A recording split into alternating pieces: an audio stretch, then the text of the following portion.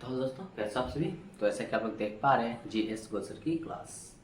तो आज हम लोग इस वीडियो में पढ़ने वाले हैं क्लास 10th का हिंदी वर्णिका।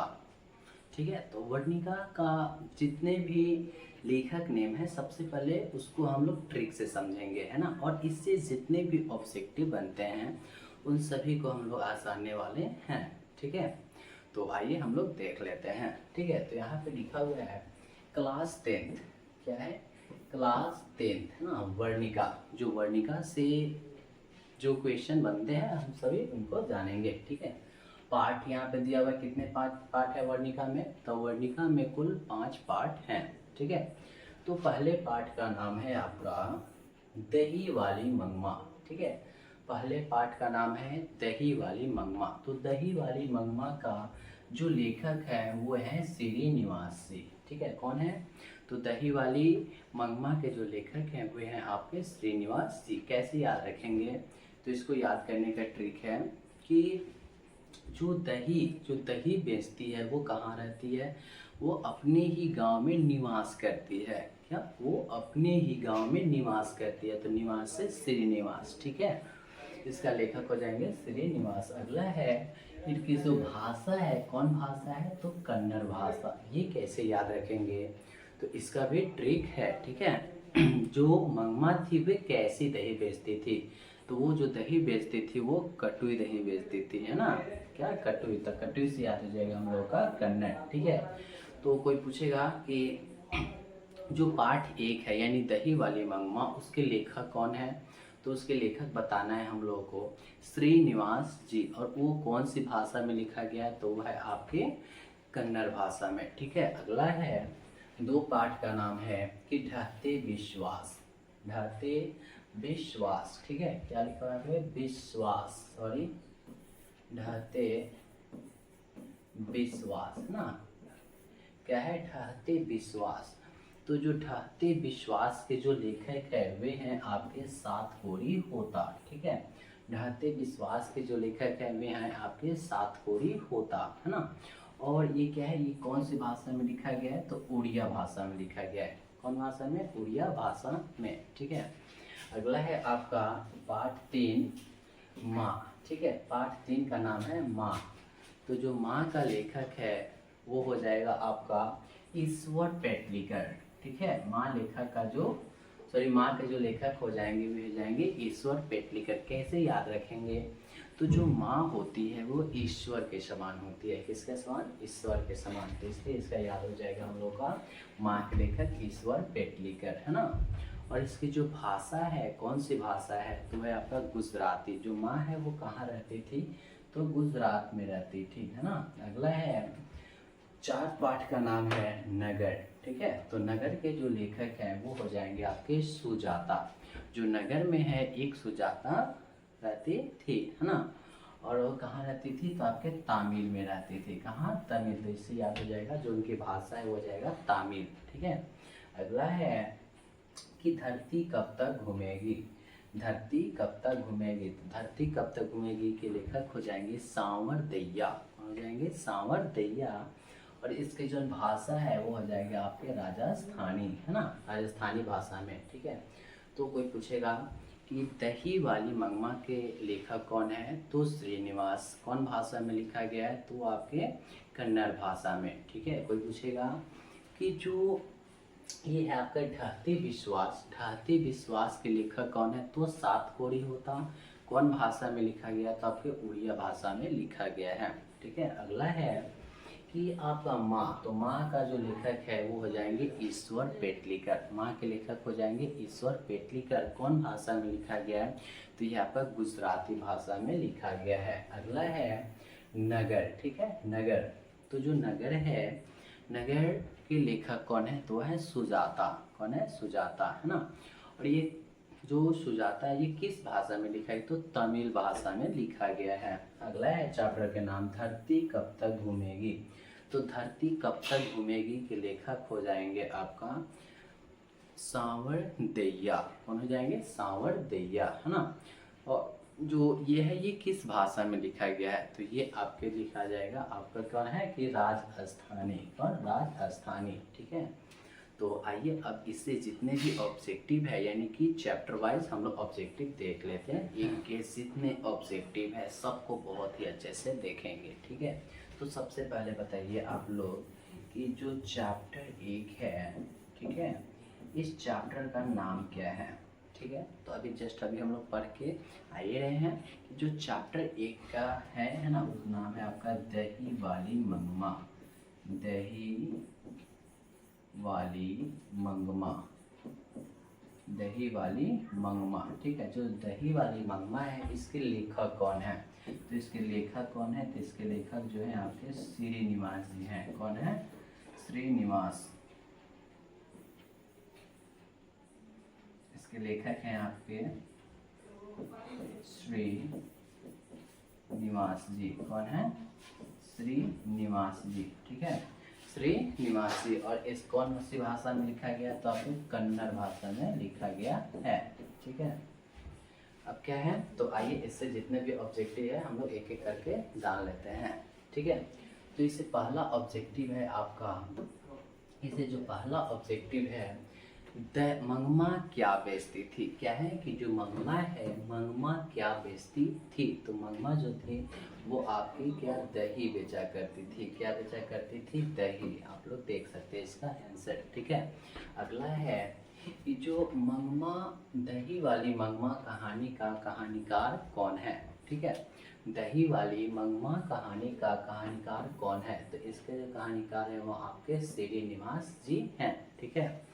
अगला क्वेश्चन है कि दही वाली मंगमा कहानी का प्रमुख पात्र कौन है। दही वाली मंगमा कहानी के प्रमुख पात्र कौन है, तो इसके जो प्रमुख पात्र हैं वो है आपके मंगमा, ठीक है। अगला है क्वेश्चन कि दही वाली मंगमा कहानी का कथावाचक कहाँ से हैं, ठीक है। जो दही वाली मंगमा है इसकी जो कहानी का कथावाचक है वो आपके कहाँ से हैं, तो वे हैं आपके बेंगलोर से। कहाँ से हैं, बेंगलोर से, ऑप्शन नंबर सी। अगला है कि दही वाली मंगमा, ठीक है, दही वाली मंगमा कहानी किसे संदेश देती है, तो जो दही वाली मंगमा है वो आपके बहुओं से, क्या है, बहुओं, है ना, बहुओं को संदेश देती है। अगला है कि मंगमा के परिवार के कुल कितने सदस्य थे। जो मंगमा के जो परिवार थे वो कितने सदस्य थे, तो कितने सदस्य थे, आपके 4 सदस्य थे। कितने सदस्य, 4। कौन कौन थे, तो एक मंगमा थी, एक मंगमा के बेटा था, ठीक है। और वो जो बेटा था उसका शादी हो गया था, तो बेटा का क्या था, एक पत्नी, है ना, और एक बेटा, ठीक है। यानी कि मंगमा हो गई, एक मंगमा का बेटा हो गया, एक मंगमा का बहू, एक मंगमा का पोता, ठीक है। तो कुल मंगमा के परिवार में कितने सदस्य हुए, 4 सदस्य हुए, ठीक है। अगला है कि श्रीनिवास जी का जन्म हुआ था, तो जो श्रीनिवास जी थे उनका जन्म कहाँ हुआ था, तो उनका जन्म हुआ था आपका कर्नाटक में, ठीक है। अगला है कि कथाकार, जो कथाकार को वर्षों से मंगमा कौन सी वस्तु दिया करती थी, ठीक है। जो मंगमा थी वो वर्षों से मंगमा को कौन सी वस्तु दिया करती थी, है ना, तो कौन सी, तो दही दिया करती थी, यानी कि ऑप्शन नंबर डी। अगला है कि मंगमा की बहू का नाम क्या था, जो मंगमा थी उसकी बहू का नाम क्या था, तो याद रखिएगा कि मंगमा के बहू का जो नाम था वो नजमा था, यानी ऑप्शन नंबर बी, ठीक है। अगला है कि दही वाली मंगमा किस भाषा में रचित है, तो जो दही वाली मंगमा है ये आपकी कन्नड़ भाषा में रचित है। कौन भाषा में, कन्नड़ भाषा में, यानी कि ऑप्शन नंबर सी हो जाएगा, ठीक है। अगला है कि दही वाली मंगमा है, जो ये जो है ना, दही वाली मंगमा कहानी है वो हिंदी में अनुवाद कौन किया था, ठीक है। हिंदी अनुवादक कौन है, तो इसका राइट आंसर जाएंगे B.R. नारायण, यानी ऑप्शन नंबर ए। अगला है कि रंगपा कौन था, तो जो पहले सिंपल भाषा में जान लीजिए कि जो रंगपा था वो एक मंगमा के गांव का एक जुआरी व्यक्ति था, ठीक है। क्या था, जुआरी व्यक्ति था, यानी कि इसका राइट आंसर हो जाएगा आपका कि मंगमा का पुत्र, नजमा का भाई, मंगमा का पौत्र नहीं, इनमें से कोई नहीं होगा। ठीक है, वो क्या था कि मंगमा के गांव का एक जुआरी व्यक्ति था और एक रंगीन मिजाज का व्यक्ति था। ठीक है, अगला क्वेश्चन है कि मंगमा एवं नजमा के बीच झगड़ा, जो मंगमा और नजमा के बीच जो झगड़ा हुआ था वो क्या है, मिटाकर अच्छा संबंध स्थापित करने का माध्यम कौन था। मंगमा और नजमा के बीच में जो झगड़ा हुआ था उसको मिटा करके एक अच्छा संबंध स्थापित करने वाला कौन था, तो वो उसकी मंगमा की पोता था। ठीक है, इसका राइट आंसर हो जाएगा यानी मंगमा का पोता, ऑप्शन नंबर बी। अगला है कि कथावाचक को मंगमा क्या कहती थी। ठीक है, जो कथावाचक थे उसमें उसको मंगमा क्या कहती थी, तो उसको मंगमा जो थी वो माजी कहती थी, माजी, यानी कि ऑप्शन नंबर सी। ठीक है, ऑप्शन नंबर सी। अगला है कि दही वाली मंगमा का कथावाचक कौन है। ठीक है, तो ये भी आप लोगों को बहुत ही अच्छे तरह से याद होगा कि दही वाली जो मंगमा है इसकी कथावाचिका कौन है, तो ऑप्शन नंबर ए है एक शिक्षिका। नहीं, ये गलत है, ये ऑप्शन नंबर बी हो जाएगा ना, बेंगलुरु की एक सम्राट महिला। ठीक है, अगला क्वेश्चन है कि अधिक बुद्धिमान कौन थी। ठीक है, यानी कि मंगमा थी या नजमा थी। ठीक है, तो अधिक बुद्धिमान जो थी वो थी आपकी नजमा थी। कौन थी, नजमा।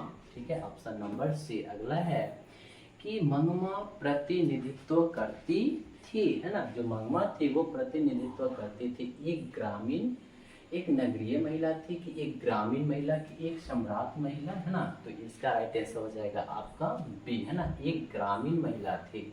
अगला है कि बहू की दशा है, जो बहू है उसकी दशा क्या है, तो जो बहू की दशा है ये क्या है कि मगरमच्छ है। क्या है, मगरमच्छ, यानी ऑप्शन नंबर ए। ठीक है, तो आई होप आप लोग को एक चैप्टर का ऑब्जेक्टिव बहुत ही अच्छा लगा। तो अब हम लोग देख लेते हैं चैप्टर 2 के ऑब्जेक्टिव। ठीक है, तो सबसे पहले आप लोग बताइए कि चैप्टर 2 का नाम क्या है ना, जो चैप्टर 2 है इसका नाम क्या है, तो जो चैप्टर 2 है इसका नाम है आपका ढहते विश्वास। ढहते विश्वास, ढहते विश्वास, चैप्टर 2 का नाम है ढहते विश्वास, है ना। और ढहते विश्वास का जो लेखक है वो कौन है, तो ढहते विश्वास का लेखक हो जाएंगे आपके सातकोड़ी होता। सातकोड़ी होता, सातकोड़ी होता, है ना, इसके लेखक हो जाएंगे सातकोड़ी होता, है ना। तो सातकोड़ी होता जो है और जो ढहते विश्वास कौन भाषा में लिखा गया है, तो ये आपके उड़िया भाषा में लिखा गया है।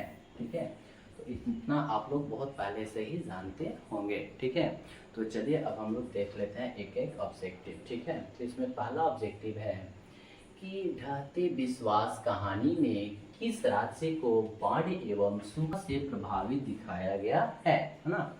क्या है कि ढहते विश्वास कहानी में किस राज्य को बाढ़ एवं सूखा से प्रभावित दिखाया गया है, तो ऑप्शन नंबर ए है बिहार, ऑप्शन नंबर बी है राजस्थान और उड़ीसा और केरल, तो इसका राइट आंसर हो जाएगा उड़ीसा, है ना, क्या हो जाएगा उड़ीसा, यानी कि ऑप्शन नंबर सी। अगला है क्वेश्चन कि ढहते विश्वास कहानी का कहानीकार कौन है ना। ढहते विश्वास कहानी का कहानीकार कौन है ना, तो इसके जो कहानीकार हैं वो हो जाएंगे आपके सातकोड़ी होता, यानी कि ऑप्शन नंबर सी। अगला है कि ढहते विश्वास कहानी का प्रमुख पात्र कौन है, तो ये आपको बहुत ही अच्छे तरह से मालूम होगा कि जो ढहते विश्वास है इसका प्रमुख पात्र कौन है, तो इसका प्रमुख पात्र है वो है आपके लक्ष्मी, यानी कि ऑप्शन नंबर ए। अगला है, अगला क्वेश्चन है ढहते विश्वास में, जो ढहते विश्वास है इसमें कहाँ से जनजीवन का चित्रण किया गया है, तो इसका राइट आंसर हो जाएगा ओडिशा, यानी ऑप्शन नंबर ए। अगला है कि ढहते विश्वास कहानी में किस नदी का वर्णन किया गया है, जो ढहते हुए विश्वास जो कहानी है इसमें किस नदी का वर्णन किया गया है, तो इसमें जो नदी का वर्णन किया वो है आपके महान नदी का, है ना, ऑप्शन नंबर बी। अगला है ढहते विश्वास किस भाषा में रचित है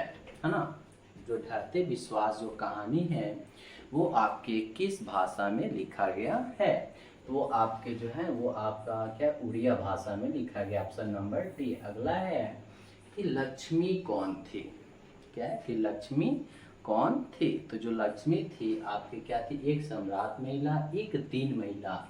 जो एक दिन, दिन यानी होता है, जैसे आप लोग यहाँ पे देख सकते हैं, जो अगर ऐसे दिन लिखा हुआ है तो इस दिन का मतलब होता है तारीख, है ना। और ये जो ऐसे जो दिन लिखा हुआ है इसका मतलब होता है आपका गरीब। क्या होता है, गरीब, ठीक है। क्या होता है आपका गरीब, है ना। तो वही बात है कि लक्ष्मी कौन थी, तो आपको क्या, एक दीन महिला, है ना, यानी कि एक गरीब महिला थी, है ना।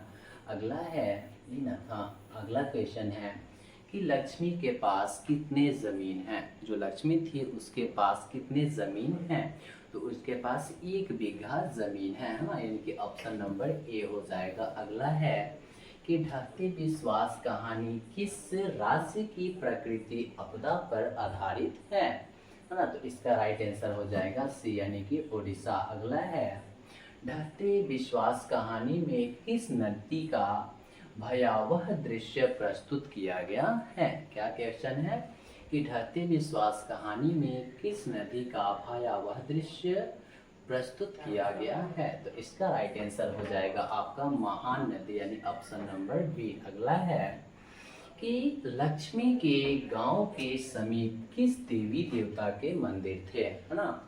गांव के क्या, सॉरी, लक्ष्मी के गांव के समीप किस देवी देवता के मंदिर थे। तो इसका राइट आंसर हो जाएगा मां मुंडेश्वरी एवं भगवान शिव के, ठीक है, ऑप्शन नंबर ए। अगला है कि बाढ़ के पानी को रोकने के लिए गांव के लोग किस बांध को मजबूत करने का प्रयास कर रहे थे, ठीक है। जो बाढ़ के पानी को रोकने के लिए जो गांव के लोग थे किस बांध को मजबूत करने का प्रयास कर रहे थे, तो आपका हीराकुंड बांध, है ना, सॉरी, दलेई बांध, यानी कि ऑप्शन नंबर बी, ठीक है। अगला है गुण निधि कहाँ से लौटा था। जो गुण निधि था यानी कि जो लक्ष्मी के गांव के पढ़ाकू लड़का था वो कहाँ से लौटा था, तो वो आपके लौटा था यानी कि कटक से। कहाँ से लौटा था, कटक से। अगला है कौन स्वयं दल के साथ बाढ़ की मरम्मत में लगा था, तो ये आपका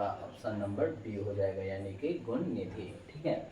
तो आप लोग चैप्टर 2 का भी ऑब्जेक्टिव बहुत अच्छे से देख लिए होंगे। तो अब हम लोग देख लेते हैं चैप्टर 3 का। चैप्टर नंबर 3 का जितने भी ऑब्जेक्टिव है सबको आज हम लोग बहुत अच्छे से जानेंगे, ठीक है। तो आइए सबसे पहले हम लोग यहाँ पे जानते हैं कि जो चैप्टर 1 है, चैप्टर 3 है, इस चैप्टर 3 का नाम क्या है। तो चैप्टर 3 का जो नाम है आपका माँ है। क्या है, माँ, है ना।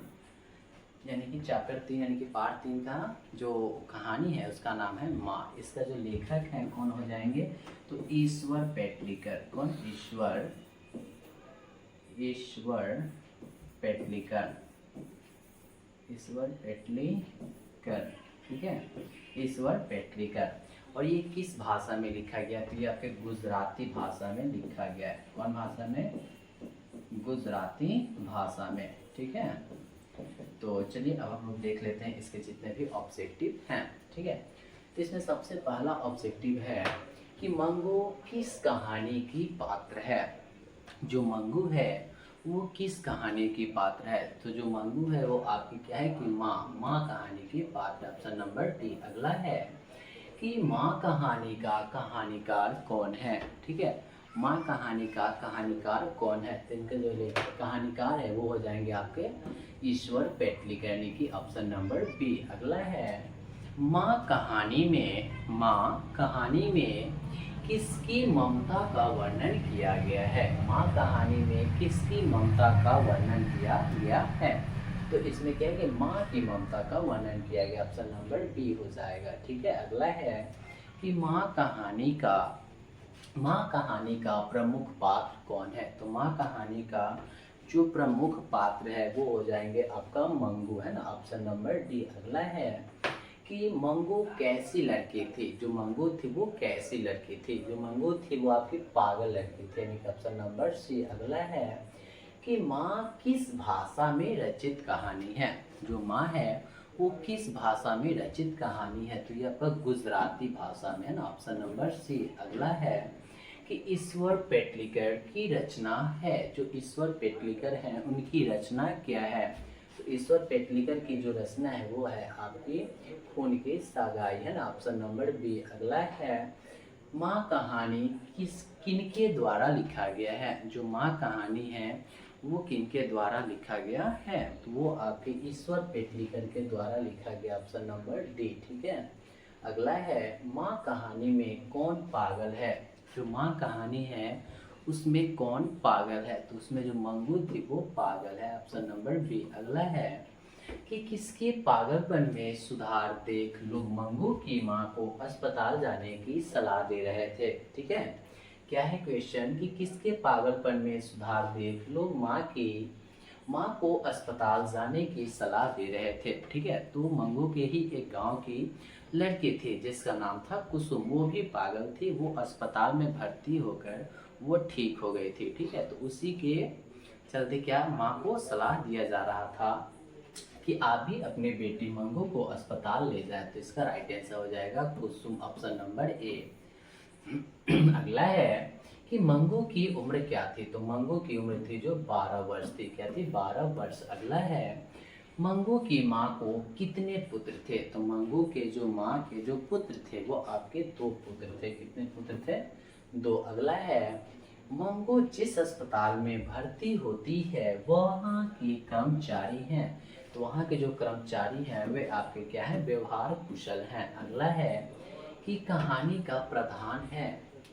ठीक है, जो माँ है इस कहानी का प्रधान कौन है? तो इस कहानी का जो प्रधान है वो आपके माँ है। इस तरह पागल पुत्री को तो एक माँ ही पाल सकती है, यह किसकी उक्ति है? ठीक है, ये किसकी उक्ति है? तो ये आपके जो माँ जी के पुत्र की समाज के लोगों के, यानी कि आपका है समाज के लोगों की। ठीक है। अगला है कि मंगू को पागलपन का रोग कब से था? ठीक है, जो मंगू थी उसकी जो पागलपन की जो बीमारी था वो कब से था? तो इसका राइट आंसर हो जाएगा जन्म से ही, है ना, जन्मजात। अगला है कि माजी ने मंगू को अस्पताल में भर्ती करने के बाद क्या परिवर्तन हुआ? तो क्या परिवर्तन हुआ कि वह भी पागल हो गई, है ना, जो माँ थी वो भी पागल हो गई। ठीक है, तो आई होप आप लोग 3 चैप्टर का भी ऑब्जेक्टिव बहुत अच्छे से समझ गए होंगे। तो अब हम लोग देख लेते हैं चैप्टर 4 का ऑब्जेक्टिव, देखने वाले हैं चैप्टर 4 के ऑब्जेक्टिव। ठीक है, तो आइए सबसे पहले हम लोग देख लेते हैं कि जो चैप्टर 4 है, ठीक है, जो चैप्टर हमारा 4 है, चैप्टर 4, इसका सबसे पहले चैप्टर 4 का नाम क्या है? तो चैप्टर 4 का नाम है नगर। क्या है? नगर। नगर है ना, चैप्टर 4 का नाम है नगर। इसका जो लेखक है वो हो जाएंगे आपके सुजाता। कौन हो जाएंगे? सुजाता, है ना। नगर के लेखक हैं सुजाता, है ना। और जो सुजाता है ये जो नगर ये किस भाषा में लिखा गया? तो ये आपका है तमिल भाषा में लिखा गया है। ठीक है, तो आइए अब हम लोग देख लेते हैं इससे जितने भी ऑब्जेक्टिव क्वेश्चन बनते हैं। ठीक है, सबसे पहले इसमें पहला क्वेश्चन है कि पपाती किस रोग से ग्रसित थी, है ना। जो पपाती थी इस कहानी की पात्र थी वो किस बीमारी से ग्रसित थी, है ना, जो मेनिंजाइटिस, है ना, ऑप्शन नंबर बी। अगला है कि नगर कहानी का कहानीकार कौन है ना। जो नगर कहानी है इसके कहानीकार कौन है? तो इसके कहानीकार हो जाएंगे आपके सुजाता, ऑप्शन नंबर ए। अगला है कि नगर कहानी का प्रमुख पात्र कौन है?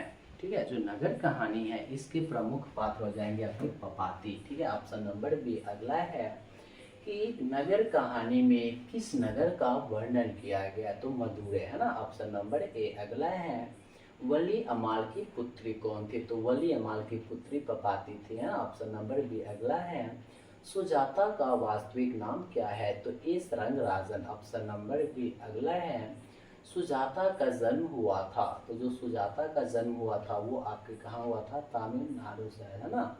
चलिए सही है। अगला है कि सुजाता की लगभग कितनी कृतियां प्रकाशित हो चुकी है? तो 25 से अधिक है। ठीक है, अगला क्वेश्चन है कि नगर किस रचना से संकलित है। ठीक है, जो नगर है किस रचना से संकलित है, तो इसका राइट आंसर हो जाएगा आपका आधुनिक तमिल कहानियां से, है ना।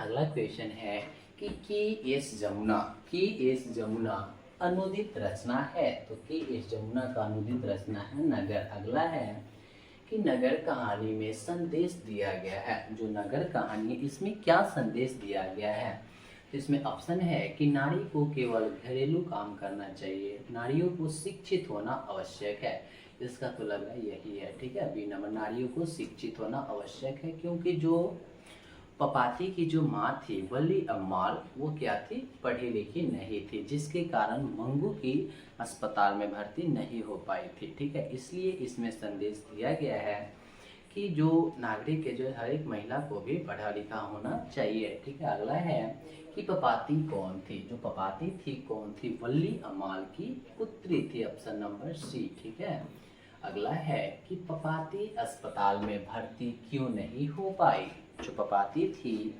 वो आपके अस्पताल में क्यों भर्ती नहीं हो पाई, तो वली अम्माल की अशिक्षा के कारण, है, यानी कि वो पढ़े लिखे नहीं थे। अगला है कि बड़े डॉक्टर साहब, है ना, बड़े डॉक्टर साहब पपाती के संदर्भ में क्या संदेश दिए थे ना, यहाँ पे में होगा। ठीक है, बड़े डॉक्टर साहब पपाती के संदर्भ में क्या संदेश दिए थे, तो इसका राइट आंसर है, पहले ऑप्शन देखते हैं क्या है, कि अस्पताल से क्या है यहाँ पे, छुट्टी के अस्पताल में भर्ती करने हेतु या राशि, यानी इसका राइट आंसर हो जाएगा आपका अस्पताल में भर्ती करने हेतु। ठीक है, तो आई होप आप लोग ये चैप्टर 4 का भी ऑब्जेक्टिव बहुत अच्छे से देख लिए होंगे। ठीक है, तो अब लास्ट बचा हम लोग का चैप्टर 5, आइए उसका भी ऑब्जेक्टिव हम लोग बहुत अच्छे से देख लेते हैं। ठीक है, तो जो चैप्टर 5 है, चैप्टर 5 का जो नाम है याद रखिएगा, धरती कब तक घूमेगी, धरती कब तक घूमेगी, है ना, जो धरती है वो कब तक घूमेगी, है ना, इस चैप्टर का नाम है।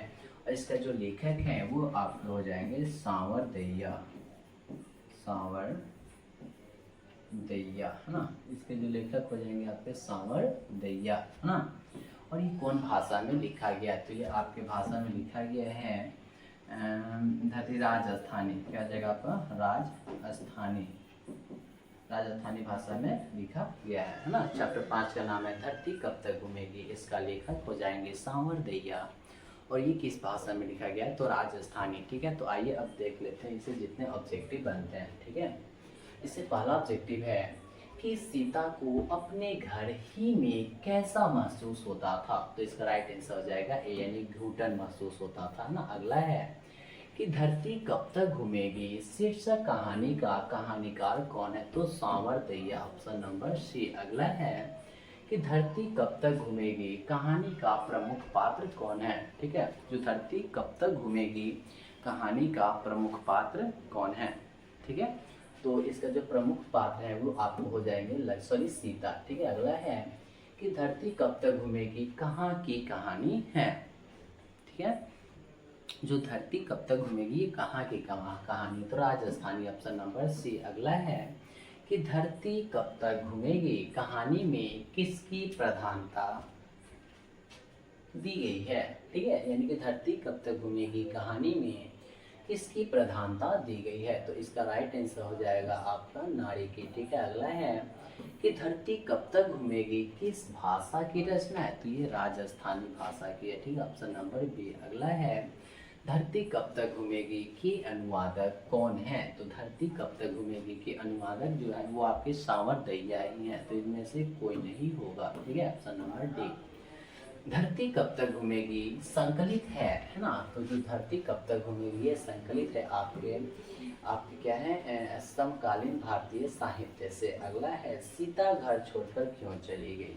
ठीक है, तो जो सीता है घर छोड़कर चली गई क्योंकि क्या है ऑप्शन कि भोजन नहीं मिलने के कारण 50-50 रुपए देने की बात सुनकर घर अच्छा नहीं होने के कारण, या इनमें से कोई नहीं, लग तो रहा है कि बी होगा। ठीक है, यानी कि सही है, यानी कि 50-50 रुपए देने की बात सुनकर। ठीक है, अगला है सीता को कितने पुत्र थे, जो सीता थी उनके कितने पुत्र थे, उनके 4 पुत्र थे, सॉरी 3 पुत्र थे ना, 3, ऑप्शन नंबर बी। अगला है सीता के बड़े लड़के का नाम क्या था? तो बड़े लड़के का नाम आपका क्या था? कैलाश था। अगला है अर्धविक्षिप्त अवस्था किसकी थी? तो आपकी सीता की थी, ऑप्शन नंबर सी। कैलाश की पत्नी का नाम क्या था? तो कैलाश की पत्नी का नाम था राधा। अगला है कैलाश ने अपनी माँ सीता को कितने रुपए प्रति माह देने के लिए कहा? 50 रुपया। किसके भीतर आंसुओं का समुद्र भर गया है? किसके भीतर आंसुओं का समुद्र भर गया? तो वो आप हो जाएंगे सीता का। अगला है सीता कितने कितने दिन एक लड़के के पास रहती थी, है ना?